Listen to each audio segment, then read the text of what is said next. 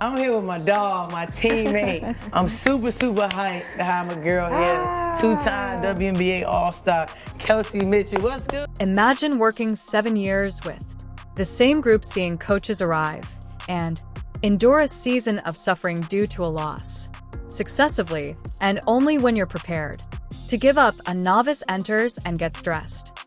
It all seems so unreal, doesn't it? That's precisely what transpired with Indiana Fever and Kelsey Mitchell. Finishing with her offhand. Passes ahead, Wheeler extra feed. Oh, that was pretty. Mitchell on the drive, splits the double team, draws the foul. For many years, she was an individual warrior, achieving all-star stats that don't demonstrate any team success.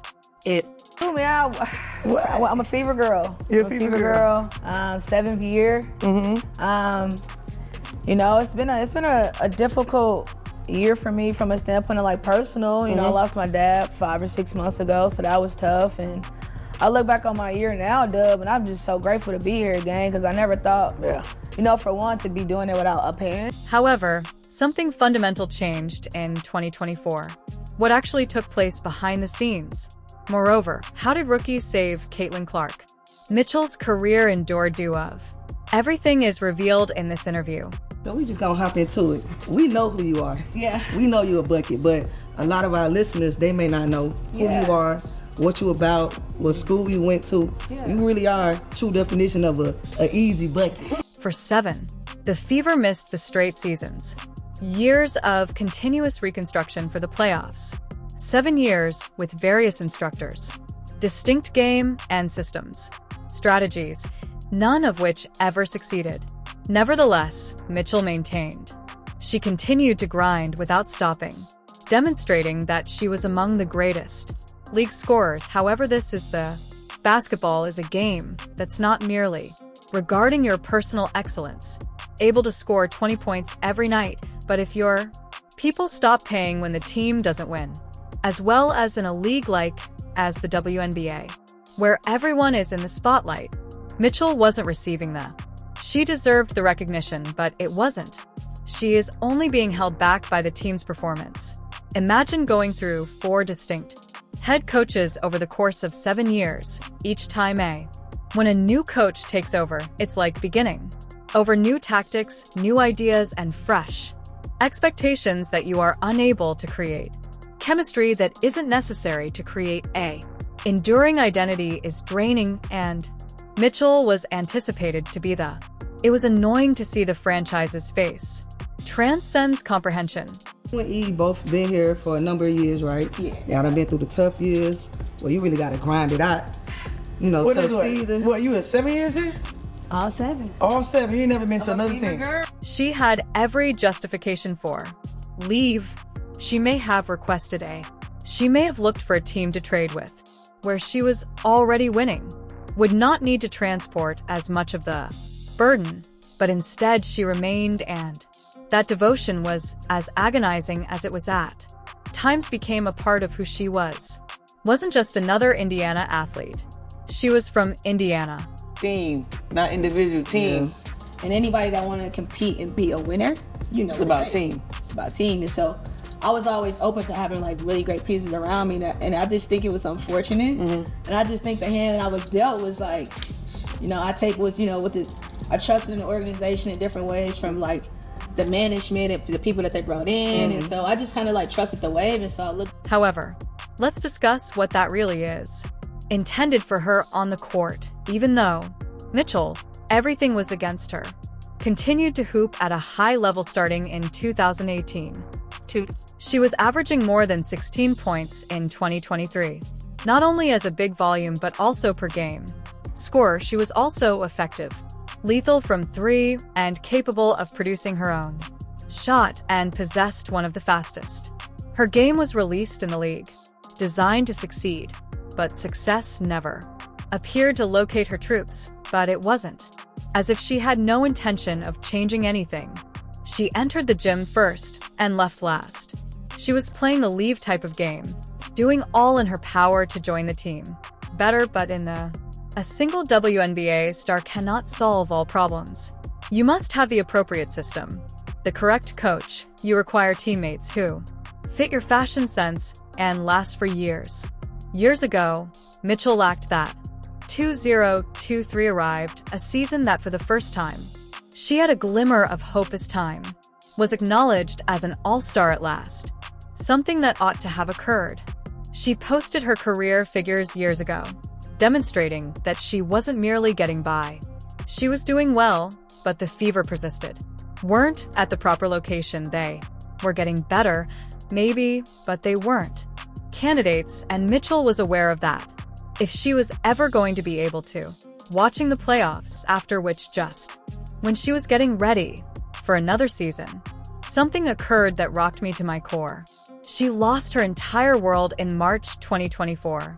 If you have ever lost a parent, father, you understand that pain of that nature doesn't go away. It transforms and transforms you.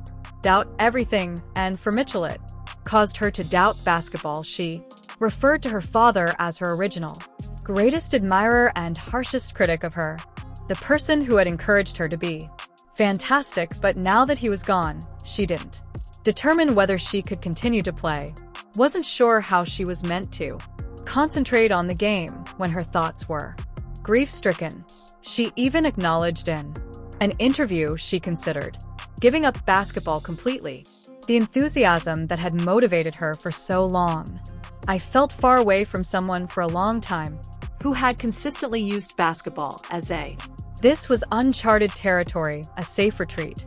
Each time she entered the court, every time she thought of her father, game whenever she sensed his absence.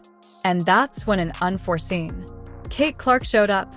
So let's be truthful, at the time Caitlin Clark was chosen by the entire basketball world's fever held its breath because she was the most enthusiastic. In WNBA history, rookies weren't merely keeping an eye on her performance. They observed her to see how would teammates respond if they embraced? Would there be conflict between her and Mitchell, and other veterans feel marginalized? The novice would receive all the focus, as well as the veteran who had been dedicated during the most difficult years would be forgotten. But that wasn't the case. Clark's presence accomplished something that nobody as anticipated. It gave Kelsey Mitchell new life. Mitchell, for the first time in years, wasn't by herself. She wasn't alone. Dangerous danger. She wasn't alone. Player that the defense needed to concentrate on. And Mitchell, with Clark sweeping the floor, began receiving more candid glances than never considered it before. Clark. Each squad was aware that if they stopped, Mitchell was shut down in Indiana, accustomed to being stuck with two people, compelled to make difficult shots.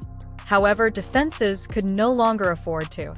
That the seriousness of Clark's shooting, and Mitchell was given the floor by the passer in a manner she had never encountered, and she flourished and her numbers soared. Become more confident when playing. Greater efficiency, greater aggression, and the Indiana Fever were abruptly no. They were a team rather than a bottom feeder, which everyone was eager to see, and let's not disregard the psychological component of this. Change while you're going through something as terrible as losing a. You need people, you need help, parent. People in your vicinity who remind you that you're not by himself, and in Clark, Mitchell discovered a teammate that not only showed her respect, but there was no tension when I looked up to her. Rather than a power struggle, there was mutual. Mitchell didn't regard Clark as someone was stealing her attention, so she viewed her as a collaborator in creating something unique, which she explained the village that is the Fever locker room helped her when she most needed it. Not only were these teammates, but they were family, and Mitchell benefited from that. Overcome the discomfort and return to the court and reaffirm her devotion to the. Naturally, the game wasn't flawless. Sailing there in the beginning of the season were growing pains that Clark needed to get used to. Mitchell had to get used to the WNBA, accompanying a real star for the initially, but the all-star broke it. It was obvious that this duo was unique. They calculated the same average scores for each game, 19.2, they both considered that it. There wasn't a single player who stood out. The other was feeding off of them as equals, each other improving one another for the first time in her professional life, Mitchell wasn't merely a single talent stuck in a box. Within a losing system, she was a genuine contender, which is what makes this narrative is so potent because when you consider this, Caitlin Clark didn't simply alter the dynamics of Indiana's on-court, altered Kelsey Mitchell's perspective completely. This wasn't only a new thing in basketball season, it was a second chance at rebirth, a motivation to keep going, and as the season enters its second half, Kelsey Mitchell is still a mystery. The playoff moment is finally approaching. For her entire career, she has been waiting. We're going to learn that soon, so we have discussed Kelsey Mitchell's hardships, the years of annoyance, the coaching shifts throughout the next 10 years of. Additionally, we have discussed playoff droughts, the incident that almost forced her to walk outside of the game, but when Clark got to Indiana, everything changed. So let's see how Clark's presence has impacted this duo's performance, opened a completely new level in Mitchell's performance, and the reason the Indiana. It is possible that fever is about to. Something noteworthy when you introduce a. You're not a player like Caitlin Clark. You're just adding another scorer. Someone who forces change is a game changer. Defenses to radically reconsider how they go to the field. Additionally, Mitchell had never, ever encountered before Clark. Mitchell was the main weapon of attack for. She was supposed to produce her in Indiana. Own shot each and every night, frequently being forced into a challenging situation, double-teamed, disputed jumpers, and infrequently receiving simple scoring chances. Right now for the Mitchell is, for the first time in her career, obtaining her life's easiest buckets. And Clark's court is where it all ends. One of those uncommon people is Vision Clark. Players who take 2 steps to view the game. She doesn't just state the obvious up front. Pass. She predicts where her teammates will be prior to their arrival. That elite playmaking has evolved. Think about everything for Mitchell. Prior to Clark. Mitchell, he was always battling to build space defenses. Fell on her due to the absence of. Clark is now another significant perimeter threat. Requires so much focus that Mitchell frequently finds herself exposed in some places she never used to let her guard down. Can no longer concentrate solely on Mitchell, because Clark will burn them if they do, either via her death or her profound shooting. And the figures support Mitchell's. The shooting percent has increased dramatically. She's reaching career highs this season. 3-point in-field goal percentage, and total effectiveness. Why? Because she's not, for the first time, being compelled to take poor photographs with Clark. Mitchell is putting defensive pressure on, obtaining a catch-and-shoot situation. She has the appearance that elite scorers aspire to, no longer merely producing for oneself. She's getting advantages from one of the greatest passes the game has seen in its history, but the most bizarre thing is that Mitchell isn't simply prospering as a result of Clark's. She's succeeding at playmaking because Clark has a contagious confidence. When years pass and you lose it's simple to feel exhausted, and Mitchell used to be exactly there. The 2024 season, despite the fact that she was playing well, despite the fact that she was in, you could see it in her all-star. There was a gap in the interviews. Joy comes from losing basketball games. You become exhausted from basketball, and then Clark. Into the locker room during the day. Clark didn't simply accept the difficulty of making Indiana better. She thrilled about it, so she brought in vigor that was hard to overlook. She played without fear and without giving up. Mitchell, who never offered an explanation, had experienced each lost season imaginable, couldn't resist the sensation, that vitality. And all of a sudden, the shift was visible. Mitchell began to play with additional fire. She intensified her onslaught on the hoop, playing with more assurance than before. Not only was she receiving better shots, but was acting as though they were genuinely felt that victory was at last feasible due to the fact that, for the first time in years, in fact, and it was about the body, not the numbers. Swagger-related phrase used by a player who had been toiling away for years in her career's darkest moments at last, having the opportunity to play basketball once more, and Clark also observed it in. Clark discussed in the conversation how much she knew Mitchell's game and respected it. Kelsey had been the lifeblood of the illness long before she arrived, and rather than attempting to replace Clark, made it apparent that this was a structure. Anything that respects each other. This is made possible by the chemistry. Let's be honest, the duo is so unique. When people talked about the WNBA debut of Caitlin Clark, Kelsey Mitchell was not discussed. Everyone was interested in how Clark would manage the league's physicality. They discussed if shooting her would translate. They conjectured how she would cope with the stress of being the WNBA's most anticipated player.